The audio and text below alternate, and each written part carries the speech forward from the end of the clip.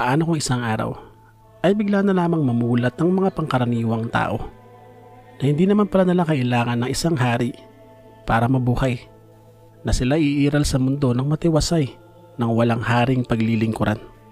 Isa ang kaisipang ito sa mga sumilay sa panahon ng tinatawag na Enlightenment sa Europa.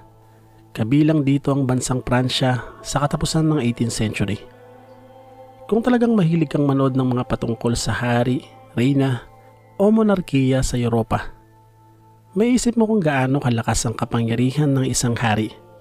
Dahil kung isasagad pa natin sa mga mas nauna pang panahon, ay masasabi nating may pagka-authoritarianismo talaga ang kanilang pamamahala. Walang pwedeng sumuwag at tumutol sa kanila. Bagaman nariyan pa rin ang mga rebelyon kapag sobra na ang paninikil ng karapatan, na nagdadala rin naman ng mga pagbabago. Tulad halimbawa ng makailang beses na pagpapairal ng Magna Carta sa Inglaterra na naglilimita sa kapangyarihan ng hari. At sa pagkakataong ito ay tatalakayin natin kung bakit nga ba nauwi sa brutal na kamatayan nitong si King Louis XVI ng Pransya ang isang revolusyon. Bagaman marami ang tiwala na magiging magaling na hari itong si King Louis XVI, nang siya ay mailuklok sa trono nang bawian ng buhay ang kanyang ama na si Louis XV. Siya sa kanyang sarili ay naroon ng pangamba na baka hindi niya kayanin ng mamuno, sa kabila na handa naman siyang harapin ang mga darating na araw bilang hari. 1775 nang koronahan siya bilang hari at reyna naman ang asawa niyang si Mary Antoinette. At siguro kaya naroon ang pangamba nitong si King Louis XVI dahil bagsak ang kabangyaman ng bansa sa panahong iyon. Ito ay dahil sa paggasto sa mga digmaan kontra sa Britanya na mortal at matagal na nilang kalaban pagdating sa pag-aagawan ng teritoryo. Nariyan pa ang paggasta para suportahan din ang revolusyon ng mga Amerikano laban sa Britanya. Siyempre kung kalaban ng Pransya ang Britanya, ay malaking tendency na maging kampi nito ang kalaban ng Britanya. Pero sa kabila ng mga sitwasyong ito, nabagsak nga ang pinansyal ng kaharian, ay naroon pa rin daw ang maluhong pamumuhay ng pamumuno nitong si King Louis at ng kanyang asawang si Mary Antoinette. Kumbaga parang sa isang kasabihan, di bali nang maghirap basta makapagyabang. At para masolusyonan ang problema ay pinagpatuloy ang reforma sa paniningil ng buwis. Siyempre kung bumababa ang pondo ng bansa ay dapat naman taasan ang singil ng buwis. Sa kabila ng pagtaas ng karunungan ay ang problema ang kinakaharap ng Pransya. Ang bansa ay binubuo ng 3 estado ng mamamayan. Nariyan ang mga clergy, ang nobility o yung mga mayayamang tao, at ang mga commoners o yung mga pangkaraniwan lamang. Ang mga pangkaraniwang tao ay binubuo ng mga magsasaka, ng mga craftsmen na siyang pangunahing sinisingil ng buwis. Sa madaling sabi, ang maling paghawak ng pera ng bansa ay nauuwi naman sa pagsasakripisyo o pagsasuffer ng mga pangkaraniwang tao. Pinangunahan itong si Jacques Turgot ang pagbuhay ng pondo ng bayan nang siya ay ma-appoint bilang financial minister sa kaharian. Pero agad na tumutol sa kanya ang mga nobility. Ito ay sa pahayag niya na kinakailangang buwisan ang mga mayayaman. Ayaw pumayag ng mga ito na pati sila ay papatawan ng buwis. Malakas ang loob nila dahil nasa likuran nila ang hari. Suportado sila nito, lalo na yung mga malalapit na tao at mga kamag-anak nitong si King Louis, na kahit na gumastos pa ng gumastos ng malaking pera na mula sa taong bayan ay okay lang. Nagpatuloy ang madalas na kasiyahan at mga pagdiriwang sa kabila nga ng mga problemang kinakaharap. Ang sumunod na financial advisor ng hari ay itong si Jacques Necker. Nakapareho rin ng pananaw nitong si Turgot na kinakailangan daw buwisan ang mga mayayaman kung gusto daw nitong si King Louis na mahango pa sa pagkakalubog ang kaharian. Pero nauwi lamang ito sa wala at nanatiling pabor pa rin sa mga Nobel ang mga naging desisyon. Hindi nagawang singilin ng buwis ang mga mayayaman at kinukuba naman ng mga mahirap sa pagbabayad nito. At bukod pa rito ay baon pa rin sa utang ang kaharian. At dahil sa hindi naman nasunod ang gusto nitong si Necker na patawan ng buwis ang mga mayayaman, ay nauwi pa ito sa hindi nila pagkakasundo nitong si King Louis. at siya ay tinanggal pa bilang financial minister. At dahil nga sa paglala ng sitwasyon, maging itong si Mary Antoinette ay nakasama na sa kinaiinisan ng mga pangkaraniwang tao.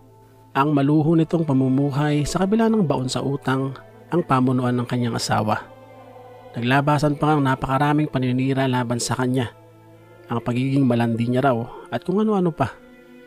1787 hanggang 1788 ay halos na-depress na itong si King Louis dahil sa kaliwat kanang isipin.